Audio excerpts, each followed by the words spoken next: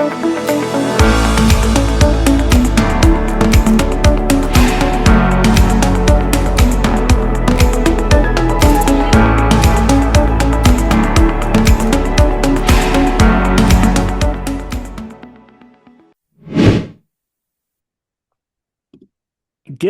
today on the Mental Toughness podcast. After graduating from the University of Kentucky in 2020, he had an idea: Gamify fitness. Moved to Austin with 2 grand, zero safety net, but from there he built Cardio, a gamified fitness app that turns real world movement into a competitive turf war. Think Strava and capture the flag. He eventually landed on Shark Tank, secured a deal there as well, which we will talk about. But he's since expanded into real estate, public speaking, building systems that make goals actually stick. My guest is one of those rare people. There's two types of people: those that talk the talk and those that walk the walk. He's one that definitely walks the walk. He executes. He understands momentum, behavior, understands how to build and when nobody's watching and nothing is guaranteed. This conversation is going to hit home. I'm excited about this because we share the same last name. Here's my talk with Destin George Bell, my man. Destin, first time I've had another Bell on the show, man. Yeah, you saved the best for last, right? That's it, man. I'm glad you take the time. I'm glad we got to meet. Um, and I'm looking forward to this, man. So I always like to, in all the interviews I saw about you, no one's ever talking about like the childhood and stuff like that. But I mean, you had a twin sister, man, growing up. I mean, talk about that relationship. Yeah, having a twin is the peak of competition because you're literally going through life at the same exact time doing different but very similar things. So she's taking the same classes as you, you have the same social groups, you're playing the same sports and the same level. And so everything's a competition. If you got an A in math and she got a B in math, that means you're the better math student. If you got a C in art and she got an A in art, then that means she's the more artistic one. If she went to nationals for long jump and you're on the JV basketball team, then that means she's a better athlete than you. She has more boyfriends than you have girlfriends in high school. That means that she has better play and gets more social attention.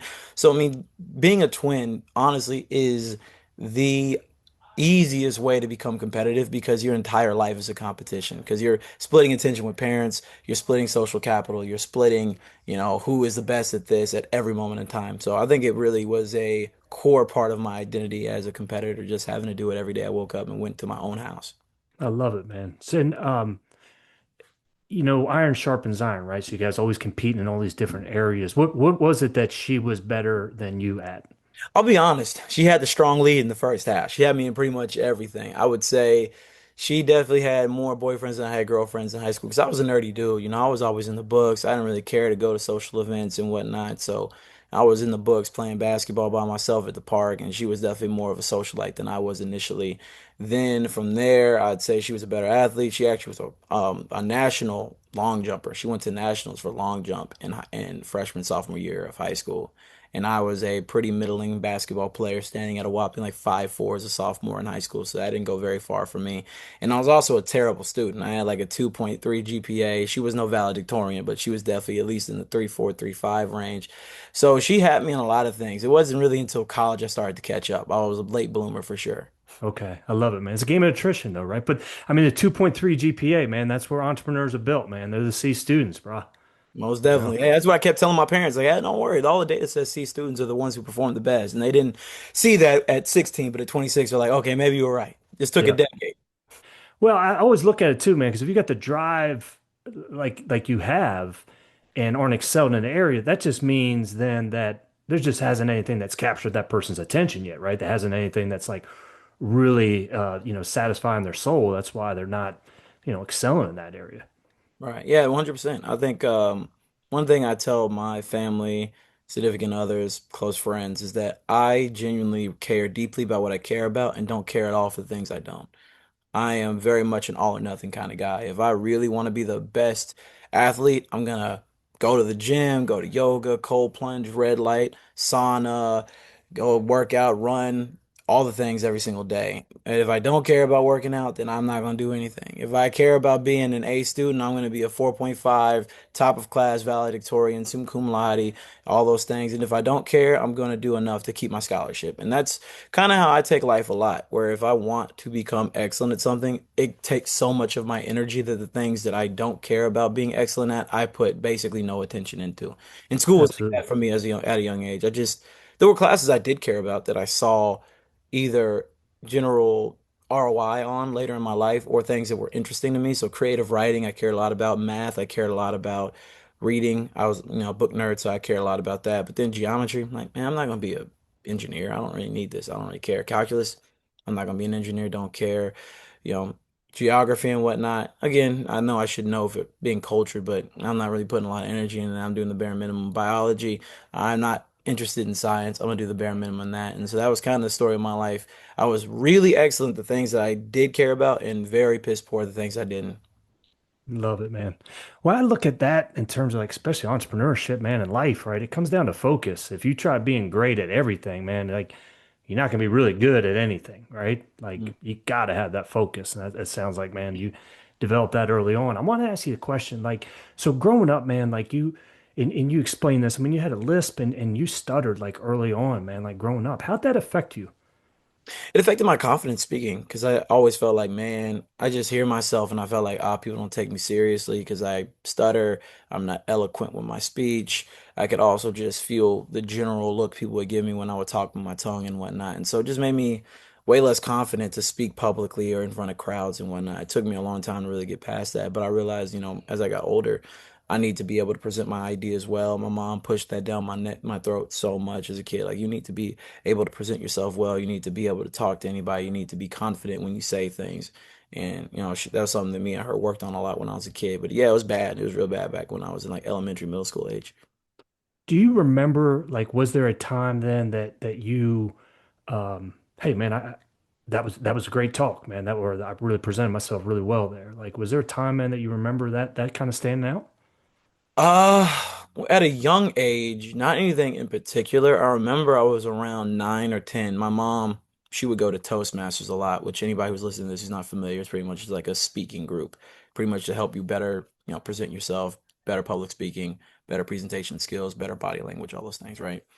And so we would start going to that when I was like 9 or 10, and she would actually have me go up there and present. And I obviously was not very good, but just through repetition, just like with anything in life, the more you do it, the more you get comfortable with it, the more you pick up the things that make for doing well in that thing and things that don't. And eventually, over time, I couldn't tell you that specific moment, but one day I just realized, you know what? I feel very confident. I don't talk with my tongue as much, or the words that I can't really say very well. Like, there are a lot of words that I've just known over the years of talking, like, oh, that word is a struggle for me. I'm going to avoid that word. I'm going to avoid THs. I'm going to avoid S's. I'm going to try to use words that don't really just accentuate the fact I have that. Um, and so I wouldn't remember at a young age. I just knew as I talked more and more, it became something that people made fun of me less for. But the moment I realized, oh, you know what? I'm actually not a bad orator. It was my senior year of high school. So it's like a minute, longer story here that I'll keep very succinct. But when I Oh, was you're good, man. yeah. So when I was in high school, obviously, like I mentioned, I was not a good student. I was a bad student. I got in detention a lot. I cut class a lot. But a lot of the people who really got to know me, my assistant principal, some of my teachers who I actually did give energy to in their class, they knew like, oh man, this kid is smart. Because I got a 31 on my ACT. I went to the Governor School of Arts, which was pretty much like this state government sponsored art school for creative writing. The basic guarantees you get into college, which up to that point was my sophomore year. And it's mainly for juniors, but I got in a year early because they found me to be so exceptional. And up to that point, I didn't even know I was going to go to college, and that basically guaranteed I would get in. And so there was a lot of teachers who actually got to know me. He's like, man, this kid's got potential. So flash forward, graduation. Usually, people who give speeches are valedictorians, summa cum laudes, top of their class, those type Hmm. of people, national merit scholars. I was obviously none of those things. But my assistant principal said, you know what, you should give a speech. And so it's supposed to be a 3-minute speech. I had written a speech, and I put a lot of heart, passion, and soul into it. And it ended up being 9 minutes long. And they told me, okay, this is a great speech, but it needs to be 3 minutes. So I had to cut it down, and it lost a lot of the sauce, but whatever. So I cut it down a lot, got down to 3 minutes. But the day of graduation, I'm walking Hmm. in, everybody's lining up on the chairs. We had a big graduating class, it was like 440 kids. So we Okay. walk on to stage, and the assistant principal, who I mentioned, me and her got very close because she's the one who, when you would get assigned attention, did the assigning. So me and her got to know each other very well. And she was also the basketball coach's wife. So me and her got to know each other very well because of that too. And so she said, as I was walking out there, pulled me aside, hey, you know what? I'm not going to let anybody pull the plug on you. I want you to do the whole 9 minute speech. Oh, really? Yeah. And so I Oh, went out there and I gave it. And Man, I wish I had a better video of it. It was like 2016, so unfortunately, my mom was on like an iPhone 4 or something like this, whatever. She was using to record it, so it wasn't a great quality. But I remember I had so many people who I had never met before come up to me like in tears saying, "Wow, that was one of the most moving speeches I've ever heard in my life." And to this day, 10 years later, after graduation, like my high school reunion is coming up in June. And 10 years later, after all the stuff I've done, most people, when I see them in high school, are like, man, I still remember your speech, bro. Like that blew me away.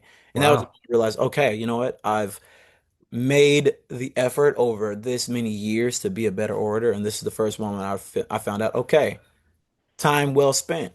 Great. Oh, that's awesome, man. Love that. Yeah, somebody throws you a little curveball there. I want the whole 9 minutes. Yeah, man, you got it. That's Yeah, good, man. it was great. Man, can you talk about, because obviously you and your mom had a special relationship. I mean, talk about like what were one of the things that that man that you got from her by watching her, by your all's interaction, just by her mother. And because I mean, what talk to us about that, man, about what, when you went off to school, man, what were the other skills that you had just because of her? Oh man, just confidence. I think my mom gave me a lot of things. She taught me how to hustle. She was an entrepreneur as well. She had a day job, of course, but she would be, wedding planning and DJing, event planning. She just had a lot of side hustles and businesses that she did. And some years they did really well, some years they didn't do anything at all. But I was kind of her gopher. I was the muscle. So I was 9 years old, hefting around the turntables and the speakers and helping her move chairs at weddings and events that she would plan and all this different type of stuff. And so I just saw her hustle and it made me want to do what she did. It was almost if anybody here's read Robert Kiyosaki, I'm sure most people have Rich Dad Poor Dad. It was very similar to that, where she was like my rich dad per se, where she did something that she loved and she really loved event planning and wedding planning and DJing. And I could see the passion for that. Even when she didn't make a lot of money doing it, she was just passionate because it was hers and she loved it. And my dad had the traditional 9 to 5 and he would complain and hated it, never talked about it. I didn't even really know what he did for work until I was basically in college because he never talked about it, never took it, never mentioned it. And so I just knew watching my mom, who was passionate about what she was doing, and my dad, who just did it because he had to eat and put food on the table for us, it made me realize, man, I want to do more of what she's doing than what he's doing. But beyond, the speaking and helping me with math, because one thing my mom would always do, especially back in the day when we would actually buy stuff in cash. So when I was a kid, we would go somewhere, let's say we went to Walmart, and then the final bill was 17.31. She would hand the cashier a $20 bill, and she would say, before they give me my exact change, how much change am I going to get back? Oh, 269. She's like, oh, Nice. good job, right? She quiz you on that? Oh yeah, all the Yeah, time. nice, All the time. nice. If we would go somewhere and we would buy something in cash, before she would hand the cash, she'd be like, all right, if it's this much and I'm handing him this much, how much change am I about to get? And that really helped me with my finance math skills very quickly. But I would say beyond all these very tertiary things of math here, speaking there, the main thing was confidence. My mom made me believe, especially at a time when not a lot of people did, that I could do anything. You want to be a basketball player? Let's go to the park. Let's go to the gym. Again, we didn't make a lot of money, but at one point she got me a personal trainer to help me with lifting weights and playing basketball and whatnot. And we would always go to basketball camp over the summer. We were scraping the bottom of the barrel basically to get the money to do that type of stuff for me. And even when it was clear I was never going to be an NBA player, she said, if that's what you want to do and you're going to work hard, then I'm going to do that for you. Anything I wanted to do, she always made me feel like it was possible. A lot of people in my life told me, "Oh, that's not possible. Why would you even waste your energy doing that?" And even in some of those things, maybe they were right. But the fact that she believed in me and gave me the belief that if I worked hard enough to do something, I could do it, even in the ways where it didn't work out, like basketball, I feel like that played a big part in me doing the things I'm doing entrepreneurially, speaking wise, just in general with my life at this point. Absolutely, man. No, appreciate you sharing that, man. When did because I know you love words. Like when did your love of words like really come into play, man? That's a great question. I don't know. I just feel like as long as I've been cognizant of my existence, I've always enjoyed reading.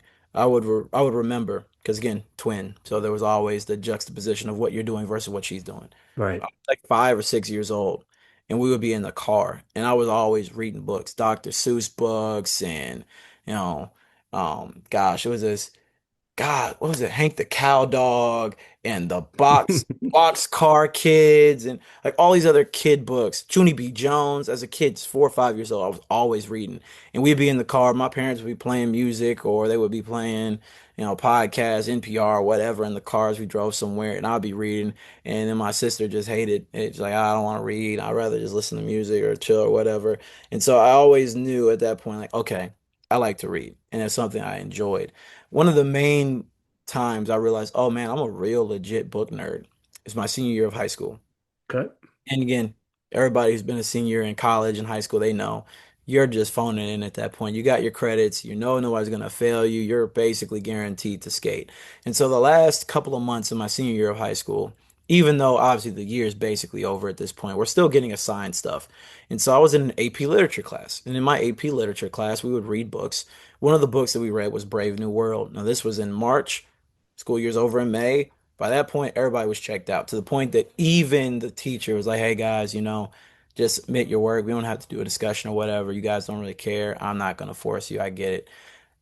I was so nerdy that instead of like playing on my phone or hanging out and talking to the guys, flirting, whatever, I would actually go to my teacher and say, honestly, I really found this chapter to be really compelling. I loved how the Savage did this. And Brave New World is one of my favorite books. And Okay. we would talk about it. And everybody's like, bro, why are you still reading? You don't have to do anything. I'm like, I'm just kind of enjoying the book. I'm just having fun with it. So yeah, words have always been interesting to me. I almost thought before I got into business, I wanted to be an author until I realized that, man, you got to be the best of the best to make even a living off of that. So I ended up going a different direction. But like I mentioned before, I was in the Governor Scholar program in Kentucky as a sophomore for creative writing. And that was a program typically designed for juniors. So I was pretty exceptional at that at a young age because I just read and wrote and just enjoy the written and spoken word a lot. It's something hopefully I can get into a little bit later in my life when I can do something without having to see a return on investment on it. No, no, absolutely love it, man. That's a good story, man. No, I appreciate that, man. Brave New World. My daughter, man, she is a junior, and so she'll get 10 new words a week. And like, man, I'm just a word honk. I love like the power words, and uh, I love going through it with her, man, just because I love being reintegrated with those words that I've just kind of forgotten to use, And no, but I appreciate that story, man. Yeah. When when you're growing up, like, gamify. Um, the fact of you had like a little hoop that we kind of like throw laundry in, right? Like, I mean, hey, man, this makes putting the clothes away Right. fun. I mean, Yeah. talk to us. I mean, is that where like that gamification sort of got introduced like to you early on? I think that was probably the first example of it that I could remember is I would always have my clothes on the floor. My mom would be pissed. It'd be laundry day. And then she looks and says, all right, I don't see a lot of Destin stuff. She'd go up to my room and she'd see that my floor is covered in dirty clothes. Like, why didn't you put these in the laundry? I'm like, oh, I just forgot. And so one day she got me a basketball hoop one, and all of a sudden, the laundry was always in the hamper, pretty much overnight. And there's been a whole bunch of research studies done. Like there was actually this social experiment they did in New York where they turned because obviously when you're in the subway and stuff, you go down the stairs and you can take the elevator, you can take the stairs, right? And a lot of people obviously, even if they can, if they're physically capable of taking the stairs, they take the elevator just because, right? So one time they added piano keys basically on the stairs, where as you stepped on the stairs, it would play a piano key, like you're walking on a piano. And they saw like I can't remember the exact percent, but statistically significant increase in stair traffic during that social experiment. And then even with school, you mentioned your daughter is a junior. The whole A, B, C, D, F grading scale in a way is gamification. You could easily just make school pass fail. But the fact that, oh, you're basically gamifying your intelligence level by having a number associated with it. And the goal is to have the highest possible number. And yeah, it's a grading scale, and obviously it's used for college admissions and all these other different things, scholarships, blah, blah, blah. But then even more than that, there's that feeling of getting the A versus getting the B, and that feeling of accomplishment that goes in that. If you just make it pass fail, you could accomplish the same thing relatively, but that's much more binary than this game of getting an A, getting a B, having this GPA, having this grade point average, etc. Right?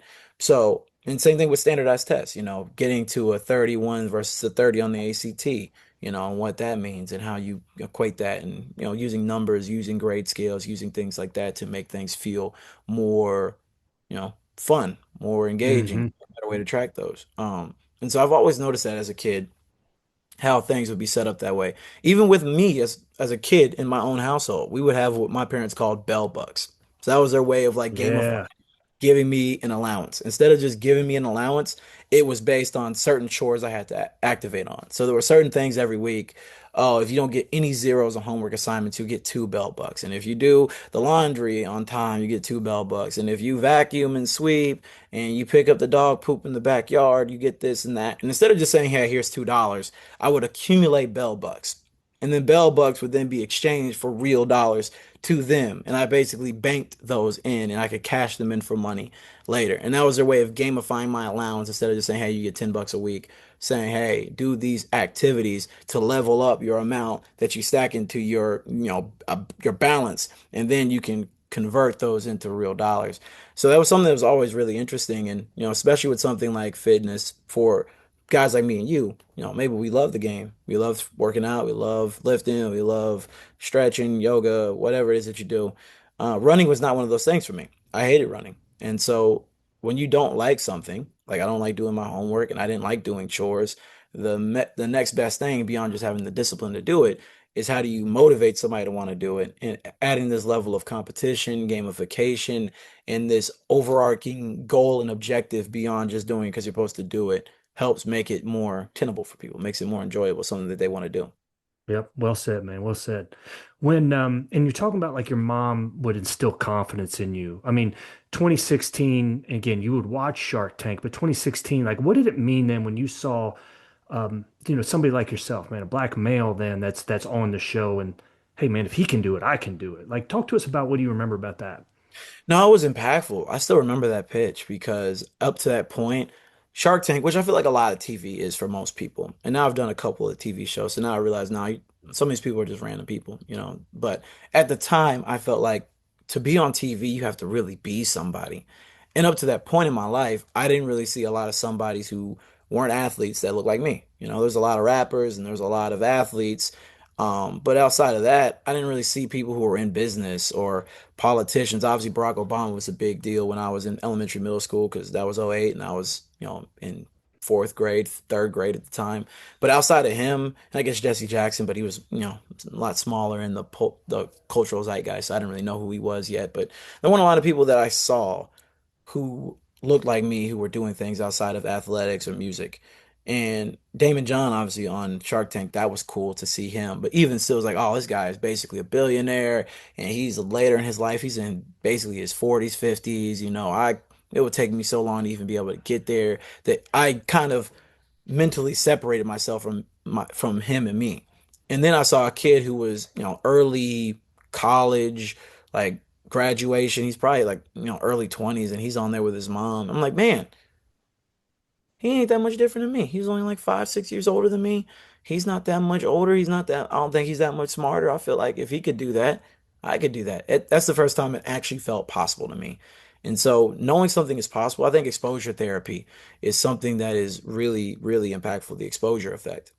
Hmm. Not like with product placement, where sometimes product placement's super in your face in a movie, but sometimes it's just subtle in the back. And there's tons of scientific theories and research papers and studies about the fact that seeing something, even if you're not really focusing on it on a subconscious level, just seeing something over and over and over again makes it just rewires your brain chemistry to believe something about it. Like if you constantly see Cheerios in the back of a super healthy or an attractive woman's background in a movie, suddenly you start to like Honey Nut Cheerios a little bit more than you did the first 10 times that you saw it on there.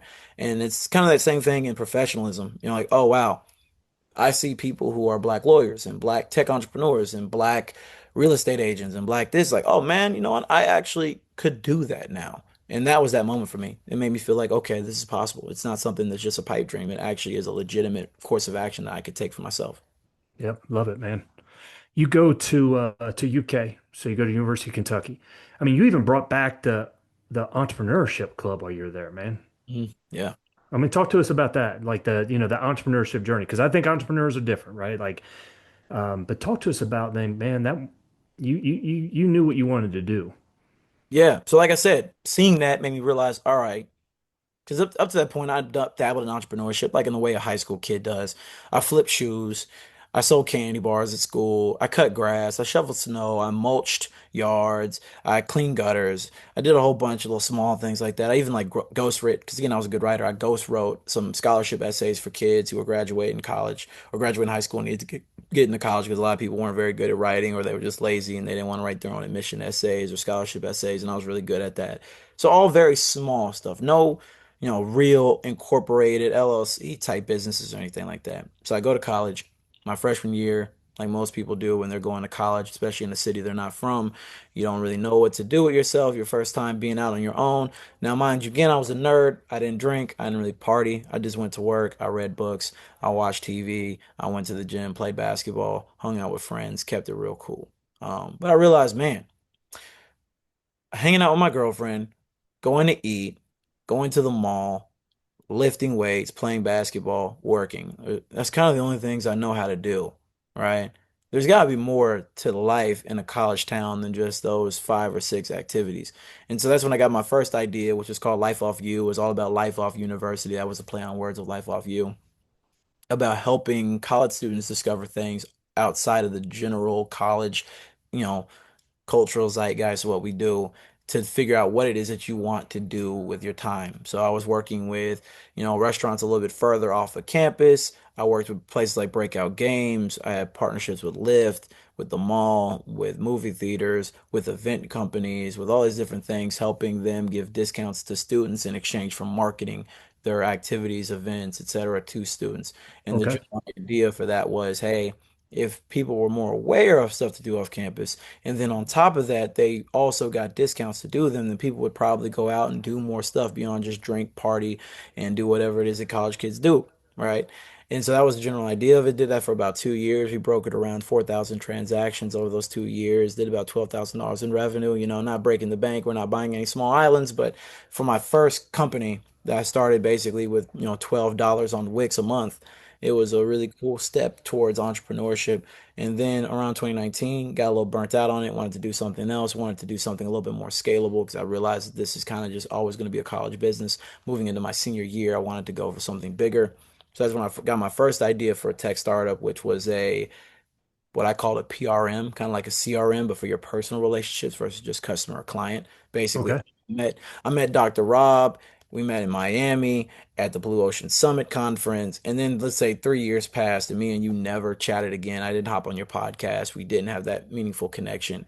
How Right. would I remember him? And there's basically a tool that would use metadata on where you met somebody, what you talked about, all those things, and pull that together. So that way, if you say, man, I'm trying to find somebody who does podcasts in the fitness space or somebody who's a trainer for athletes and whatnot that I already know. And instead of having to deep dive into my contact list and read through the 10,000 connections I have on LinkedIn, it'd be able to use basically AI to say, oh, here's a person that you know and you have a warm connection through this, and basically be able to like ChatGPT your own contact list to figure out who you know and how you know them and how best to utilize them based on the goals that you have. And so I started that idea, started working on the other business. And then during that time, that's when I restarted the entrepreneurship club. It had been dormant on campus for about 4 to 5 years. And then I realized, you know what, I'm passionate about entrepreneurship and I love it and I want to teach other people about it. And then I also want to use this as a springboard for me to teach myself because now I reach out to a really high level entrepreneur just to talk to me one on one. Maybe they say no. But if I say, hey, I'd love to have you as a guest speaker for the entrepreneurship club on University of Kentucky's campus, they're going to be a lot more willing to take that phone call. So it was a two-sided type of thing, where I scratched their back, they scratched mine, one for them, one for me, because I'm learning and gaining invaluable knowledge and advice from it, building my network, adding something to my resume at the same time as being able to offer those values. And so, I mean, over the last senior year, obviously, we'll probably get into this a second, but the way my senior year ended became a big 180 of what I had planned. But up to that point, entrepreneurship was something that I had fallen in love with and that showed me a lot of love in college, and I just wanted to keep pushing. Yeah, love it, man. Love it. With that said, I want to parlay into that, but I always felt like with the entrepreneurship, like you can take a regular class, but as you said before, and I think we're both in the same mindset, right? Like, man, do you want to be the employee or do you want to be the employer? Yeah. Like, but with entrepreneurship, it's like, man, if you want to go far, you got to go together, right? Like, no one gets there alone. You have to have other people in that ecosystem that are thinking the same ways and even in different ways, but you have connection with. And that's the way I think that works. Man, if you want to go fast, yeah, you go alone, but want to go far, man, go together. I think that's the power of that entrepreneurship is good, man. I'm glad that and it's still kicking, right? Oh yeah, yeah, still kicking. Yeah, nice, man. With so 2020, you finish up, man, COVID hits, um, and like not much you can do, right? I mean, no one's going to the gym, can't ball up by yourself, man. But then this idea comes in your head, man, about gamifying fitness. Hopefully that set it up good for you. Yeah, it sets it up real good. So Okay. basically, obviously, my senior year, it was the fall of 2019. I'm kicking ass, you know. Sorry, excuse my language, Do it, man. but I feel like I'm at the top of the world. You know, I had just gone to Dallas for an internship with this company called Qualtrics, who just got bought by SAP. Got a ton of corporate experience. Realized that wow, I hate corporate. I never want to have it. I think a big part of entrepreneurship, beyond just wanting to be an entrepreneur, is realizing that man, corporate sucks, and nothing is a better motivator to be a good entrepreneur than realizing that your second option is awful. It motivates. What you don't want to do, right? Exactly right. I think a big part of knowing what you want to do is knowing what you don't want to do also. So I just had that experience, which motivated me even more to go harder and learn and set up myself to be an entrepreneur. I was doing all the things I mentioned before with the entrepreneurship club, with this startup idea. I was also, you know, setting up my plan B. I had been interviewing with Eli Lilly to be a pharmaceutical sales rep, and I was going to do that just in case the entrepreneur thing didn't work. Indianapolis, man. Yeah, yeah, yeah, exactly. I was gonna be in Austin, but yeah, they Oh, okay, based yeah. out of Indianapolis. But Indianapolis is a great city, so if I ended up there, I wouldn't have been that mad about it either. It's pretty cool. A little too cold for me. Austin, Not yeah, bad. Austin's nice, man. Yeah, yeah, Austin's great. I love it here. So I was in a great spot. Life was going great, and then boom, global virus hits. Right, and I still remember where I was at because there was obviously all these rumblings about COVID. Yeah. I've been talking about it. I was in San Francisco for an international conference in February of that year. And everybody there was like, hey, you know, wear a mask and put on, you know, hand sanitizer every time you shake hands. Everybody's like, I don't really care because I'm younger than most people I imagine who are listening to this. So, you know, I never really experienced any situation where there was like some big widespread disease or anything going around. I think the closest thing would be like H1N1, which was when I was in I'll say I was in elementary school at the time, and that really didn't go anywhere. There was like some scare about Ebola for a while. I'm like, these things just come and go. It's like a common cold. Who cares? We're gonna keep it pushing. Who cares? Whatever. And then I'm at this conference, and everybody's just shaking hands and touching each other, giving each other hugs and all that. Whatever. I come home. I get super sick. I am like sick as a dog for a good week, week and a half. And I didn't even get myself tested. I'm like, oh, I guess I just got the flu or something. And so that made me think, huh, maybe this is a real thing. Flash forward a little bit to March. I remember it so distinctly because I'm a big sports fan, especially the NBA. Yep. So I remember Rudy Gobert had done an interview. Rudy. Yeah. Yeah, Rudy Gobert had done that interview, and he's like, "Oh yeah, I'm not worried about this." And he like touches everybody's phones and then the microphone and stuff like that. And I was laughing like, "That's a little irresponsible, but that's funny." And so I flew a couple of days after that to New Orleans for a marketing conference. And I remember as soon as I landed, I think I landed on March 11th, I'm pretty sure. I landed on March 11th. I get off the plane, we get to the hotel, and the first thing I see in the lobby as we're checking in, NBA season suspended. Rudy Gobert Right. has COVID. I remember it was the Pelicans and somebody else was about to play, or it was the Kings or the Jazz or somebody like that was about to play. And then the players were literally warming up and they just said, "Oh, go home. Go home, I everybody." mean, warming up, man. I mean, they were getting ready.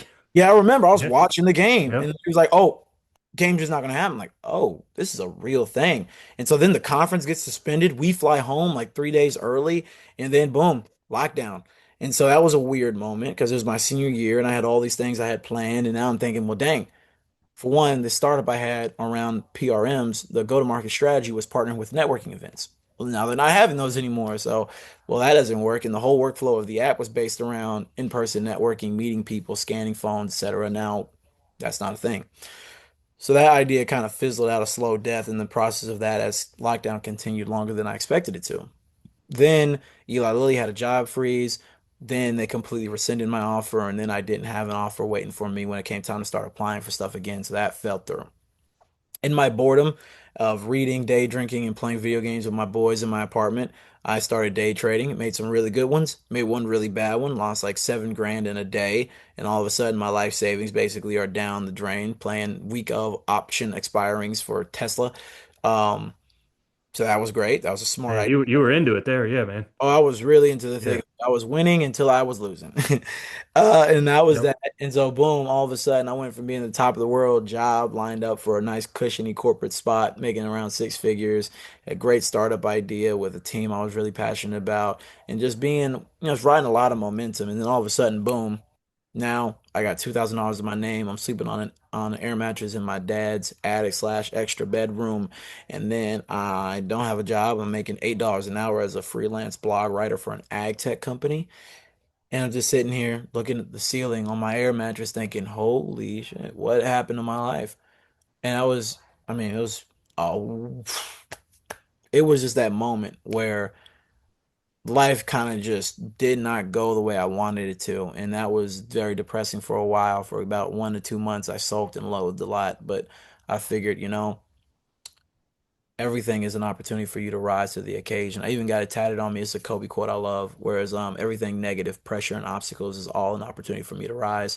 And that's the reason why I got it tatted because all the bad things that happen to me, I take as fuel and ammunition for the biggest comeback revenge tour of all time. So that was kind of the way I took it. But it was tough in the moment for sure.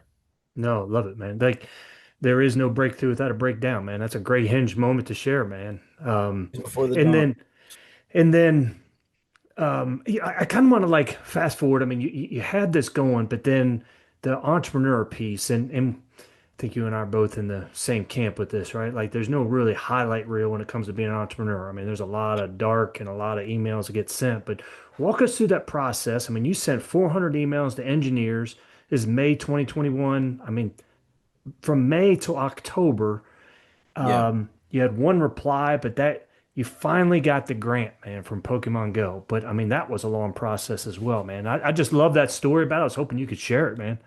Yeah, so because I didn't talk a ton about cardio in the last thing, so it's gamified cardio fitness app idea I got, and like I said, taking lemons, making lemonade in the middle of COVID. One thing people couldn't do was be around each other. This is before running clubs were this huge thing, and people were getting the COVID-19 and looking for ways to stay active. Can't go to the gym, can't play basketball. Some places you couldn't even hike. I would go to public parks, and they would say leave.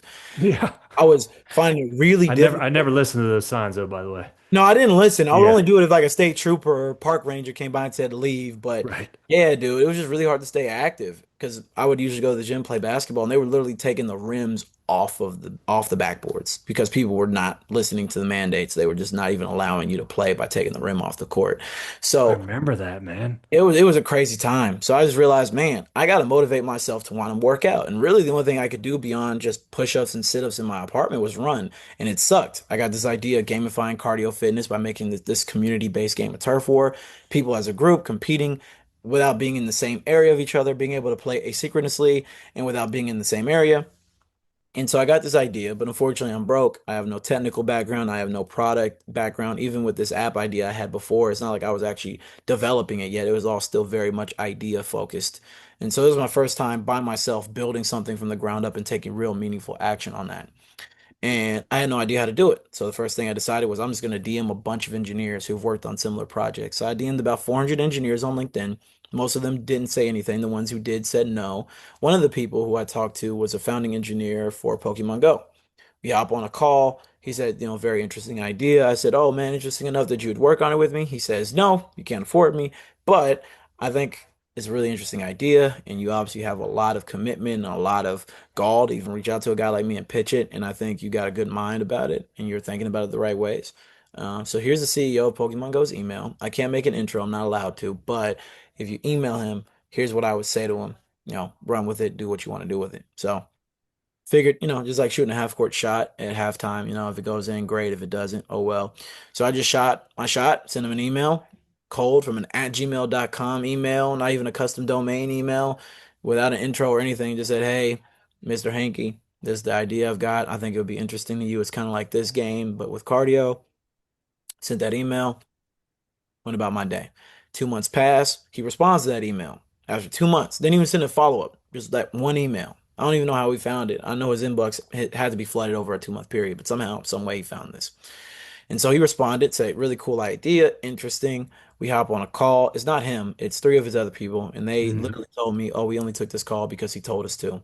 because they were pretty high ups at the company, and I don't know why they would take time out of their day to talk to somebody like me. And based on what they said, they wouldn't have, but he told them to. So I pitched them. They were not interested. They basically just said, okay, yeah, we'll get back to you. Never got back to me. But I realized, well, now I know you're reading these. So I just sent them an email every week for like 3 months. And then over that period of showing them updates and how I'm working on it and how I'm not going to go away, they just said, you know what? All right, here, 50K grant, run with it, see where it gets you. Nice, man. And I mean, that's set it up for you. And obviously, it's always, I think, the entrepreneur mindset, man, in terms of what's next, right? Because you know, good, bad, or indifferent, we don't always celebrate those wins. But I mean, that parlayed into, and, you didn't even apply for Shark Tank. I mean, you had a DM, somebody reached out to you about it. I mean, that's Yeah. the part I look at is like, man, this is meant to be, right? But walk us through, I mean, pick us up on that, man. I mean, somebody DMs you about, hey, man, being on Shark Tank, Yeah, so it was super random. I genuinely thought it was a scam. Because right? Shark Tank, it's like the hot girl at prom, and you're sitting there by yourself and she comes up to you, the wallflower, and asks you to dance. I'm like, what? Who sent you? Like, is this a Make-A-Wish type of thing? Is this like Ashton Kutcher in the corner about to say I'm getting punked? Like, Oh, right, right. way. Right, no chance. But so because to draw the timeline, so this grant I got was in 2021. Into 2022, we developed the product. We finally launched in 2023. We raised about another $500,000 in funding, give or take, before that point, up until mid January 20 or mid, like this is like April-ish of 24. Yeah, so it's like April-ish of 2024. So we've been in the market for about a year and a half. We were sitting at around 20,000 users at the time. So, not a small app, not a huge one either. We had just gone through a big co-founder breakup. My co-founder had just left the company because he got married, needed to make more money, couldn't pay him what he was looking for, so we broke up. It was relatively amicable. We weren't mad at each other, but it just slowed down progression because I had to replace him since he was the only full-time engineer we had on the team. And Right. during that process of replacing him, I had somebody from Pokemon Go reach out to me. And so I figured, or not from Pokemon Go, from Shark Tank reach out to me. And I thought it was a joke. So I followed up like 3 days later. I didn't even respond to me. Like, all right, sure. I respond 3 days later, and I'm like, yeah, okay, sure. And they're like, oh no, no, this is legit. Like, I promise you, this is not a lie. And so I did my research on this guy and realized, oh crap, this guy actually is a producer on the show. He's got pictures behind the scenes and with the sharks. And I think, oh wow, this guy legitimately somehow found me. So I hop on a call with him. We talk through it. I pitch him on what we got going on. We go through the application process. Even when you get scouted by them, it's a very long application process, like 2 months of due diligence, background checks, reviewing documents, talking to references, trying out your product, seeing if it actually works the way you say it does, doing all this type of stuff, practice pitches, all this type of stuff. And then after 2 months of doing that, they said, all right, you're in. Genuinely, I didn't get my flight ticket until like 3 days before my pitch was scheduled. And so now Mm, LA, I get to LA Monday night.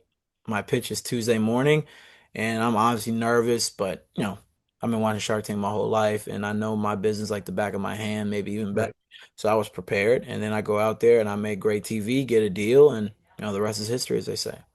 What stands out to you about that experience, even just, being on the show or when, in that scene, and because people can watch it, we'll put the links there, but like what stands out to you about that?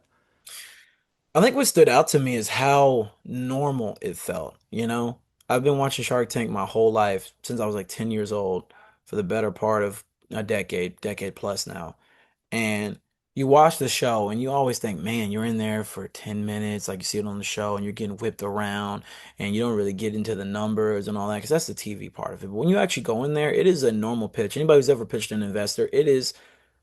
Obviously, they're a lot richer and you got a lot more cameras on you than you typically would, but it's not that much different than any other pitch I've ever done. They ask about your customer acquisition costs and your LTV and your competitors and what your burn rate is and how are you dealing with this issue and how do you think about this and this and that. It's a very normal conversation. I was in there for about an hour. They cut down to the most interesting 10 minutes, of course, but you're in there for the same amount of time you would probably be talking to a normal investor.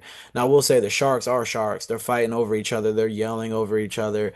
At one moment into the pitch, I'm like, hey, hold on, everybody, calm down. Take a breath. Let me answer her question, then your question, then your question. Because I'll get a question asked to me.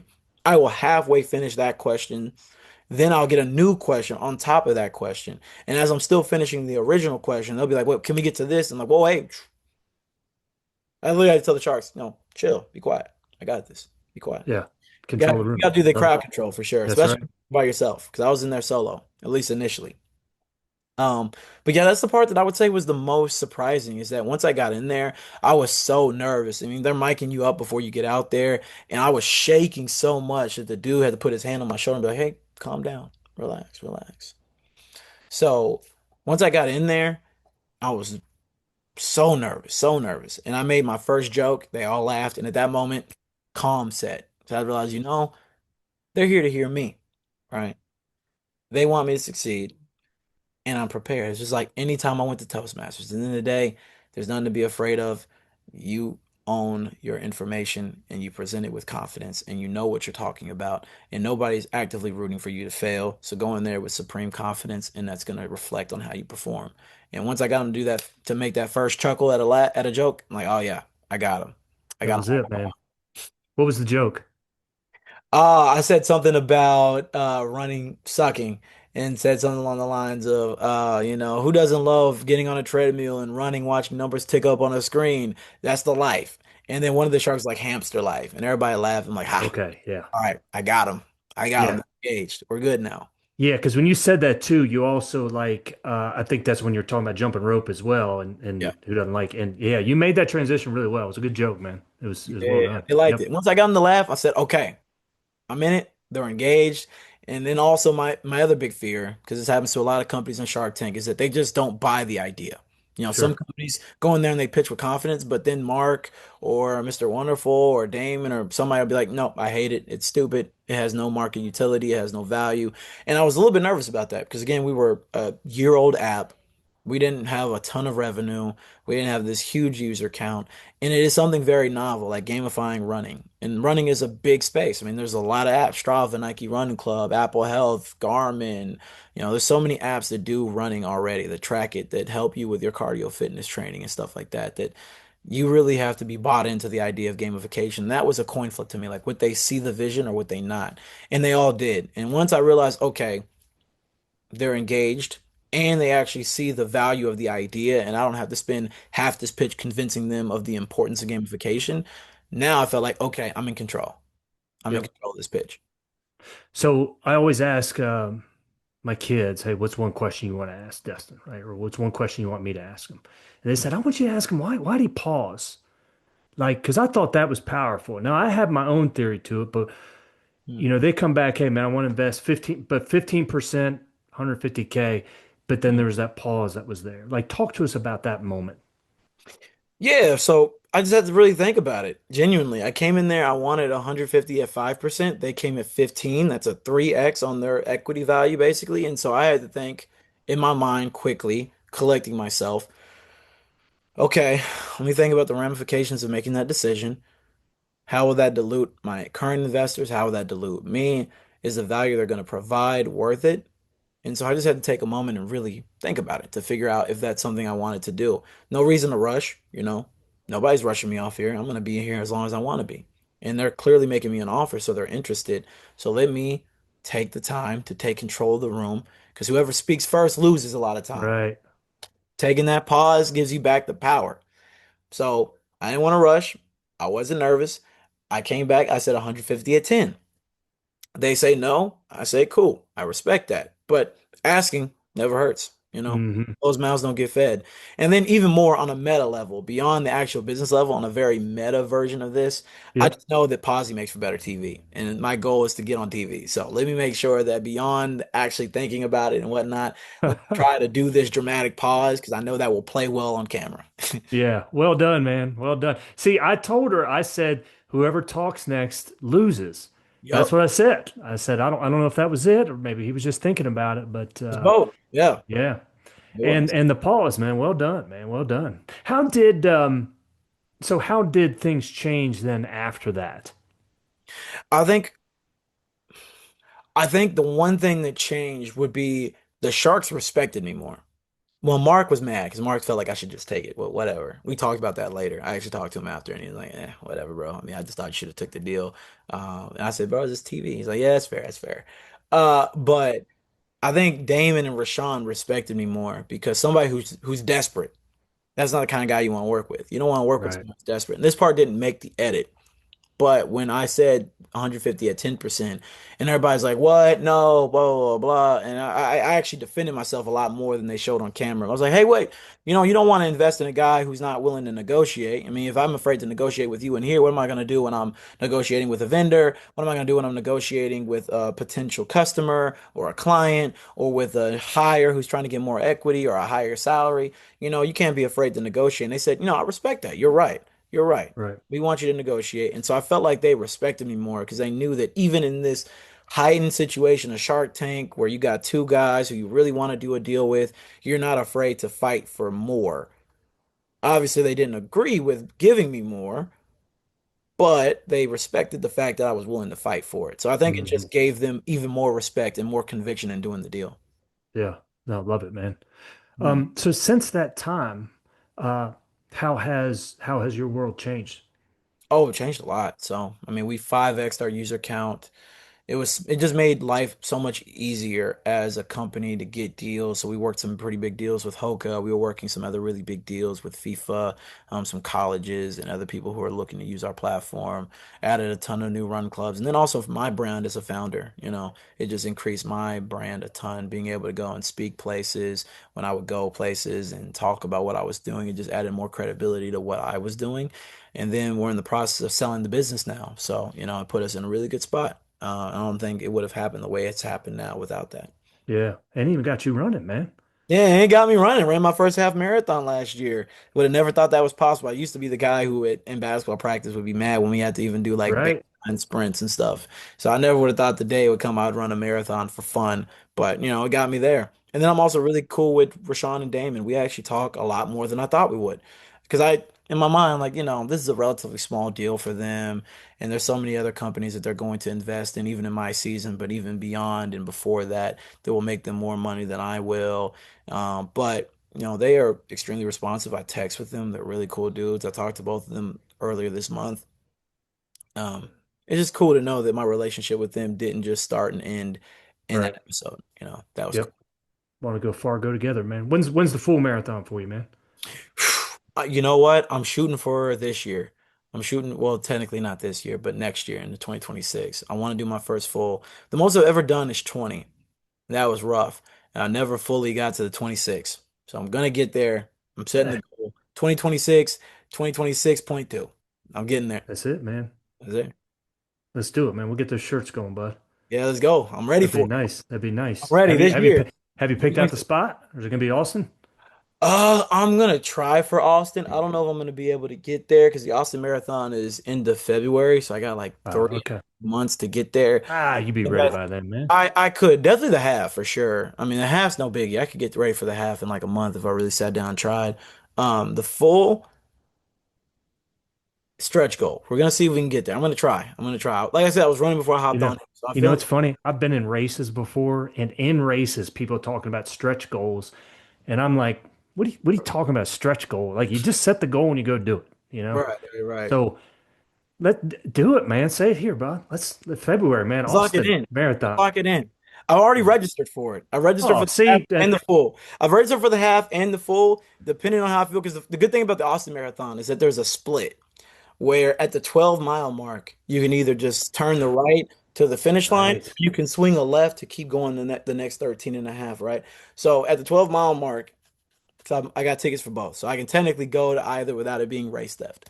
So I can swing the left or I can swing the right. So we're gonna see. I'm hoping I'm swinging left. Man, you'll be swinging left. You I'm make swinging. that decision before, man. I can even coach you up on the training for this, man. It'd be fine, dude. Yeah. How many But marathons have you done? man, like I've done marathons just training. I've probably done 40 just in training, 26 miles, just training runs. Actual marathons where like I'm trying to post a time. Man, probably like 6 to 8. Hmm. Not too many. But I mean, I run 100 milers, so I mean I like ultra marathons, Yeah, man. you're an ultra guy. All right. Yeah. Any advice for the first marathon?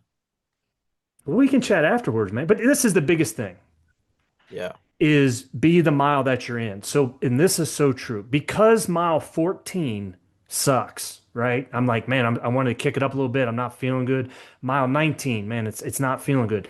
That does not mean that mile 17 is going to be bad or mile 21 is going to be bad because what we always get in life is you always get the second wind. So Yeah. the big key is just find the rhythm, man. If you got to gear down a little bit, gear down. It's fine, but just find the rhythm about where you're comfortable at. You will get blessed with the second wind. But what happens is the mind takes over, like, oh, dude, if it's so bad right now, how's it going to be at mile 23? And that's where people get screwed. So Yeah. that's the tip, man. That's the mental tip right there. The wall, get through the wall. Okay. I've heard that. But we're gonna can't. You're gonna give that half marathon sign up to somebody else. Let them run it for you. And you Mm. got the full, man. It's good. All right. Plus, if you already done 20, man, it's just another 10K, man. I know, dude. It's only a 10K. It's only another 6 miles. At that point, you just gotta finish it out. So you're right. I'm gonna lock in on that. I love it, man. I love it. Hey, so let's I want us to talk about Squid Game, the challenge. Yeah. So anybody that can go in there, they can watch that. The question I wanted to ask is, so when everyone comes in that room, everyone's in like the dorm room. I mean, Mm-hmm. it seemed like, dude, that was just crazy to start with, man. And then everybody gets separated, but then it's like it seemed pretty crazy. Was it that way, like Oh in no, in it's real life? euphoric. Yeah, yeah. Because I mean, I watched the show. I was a big fan of the show, and then I watched the reality version of season one.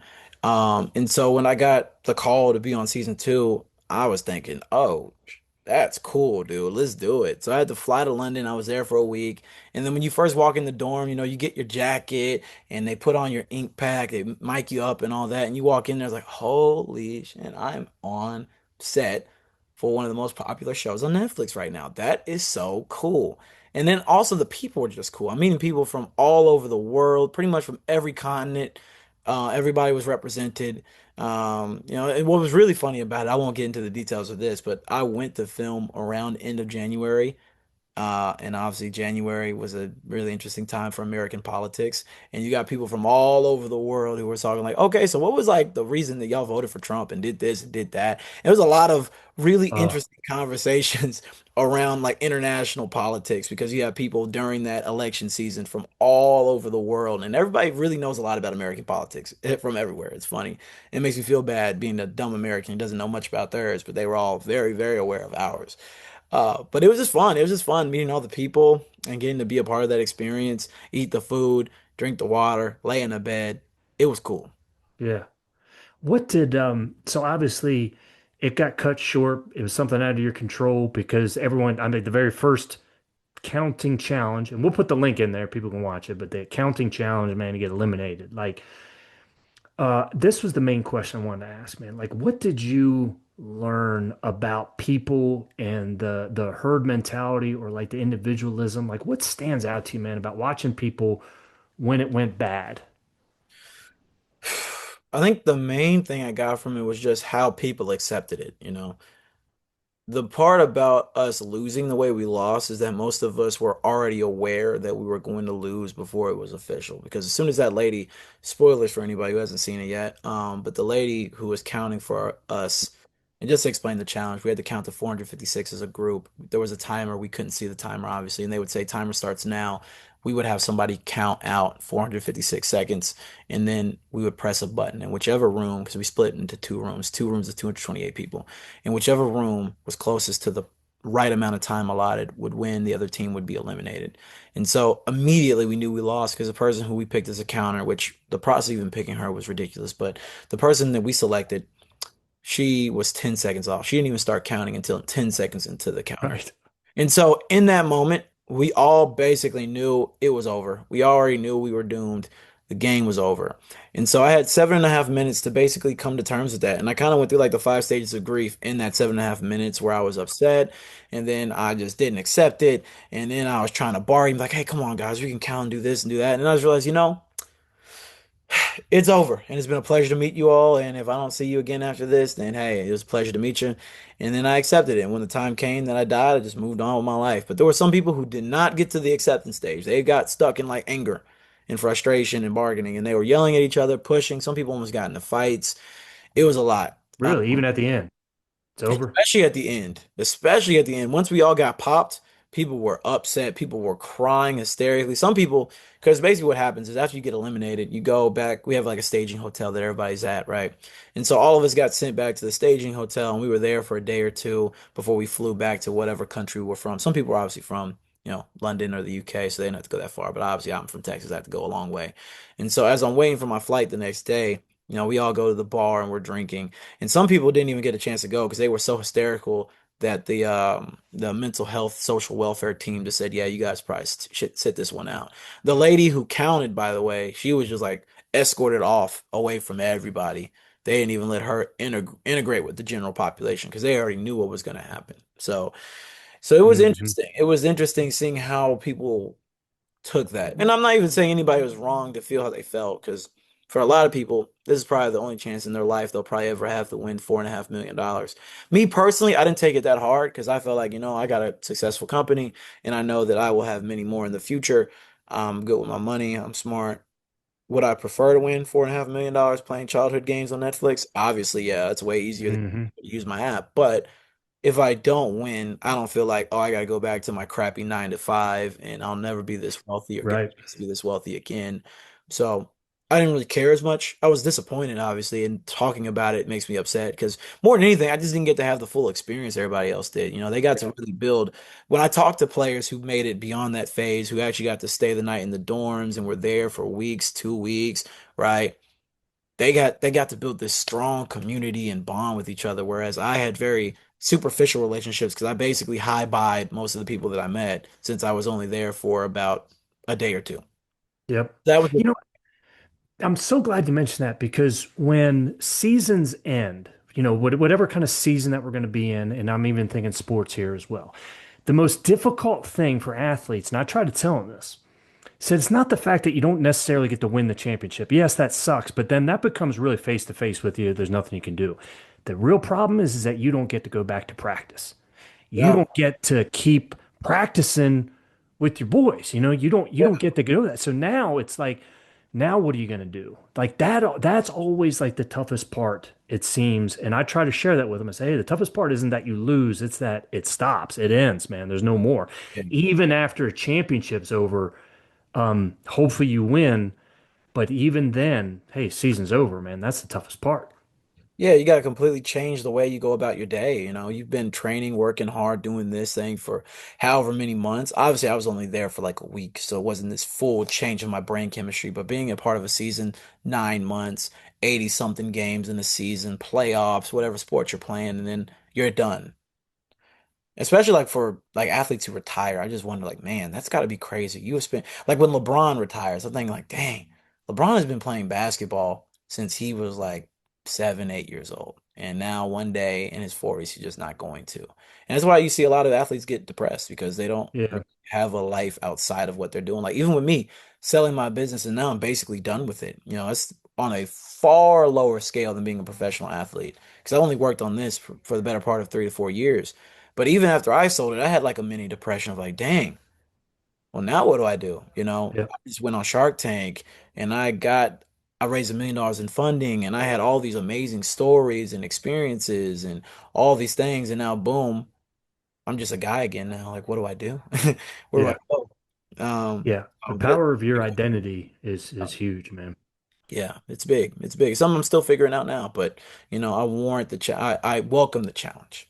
Well, talk to us about that, man. What's last question for you. Like what is next, man? I genuinely don't know. I'm in a weird place where there's a lot of ways I can go. I mean, that's how we met. I've been Yep. dabbling in public speaking. I've been just getting into investing again.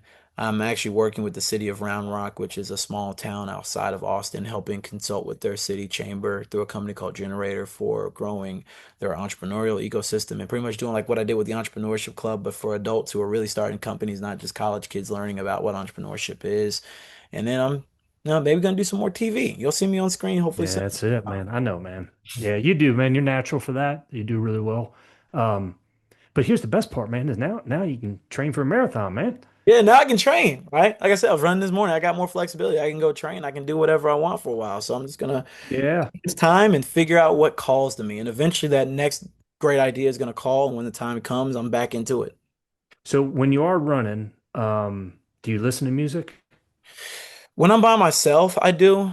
I either listen to music or podcasts. It really depends on Okay. what mood I'm Well, in. you're gonna have a good one here to listen to, man.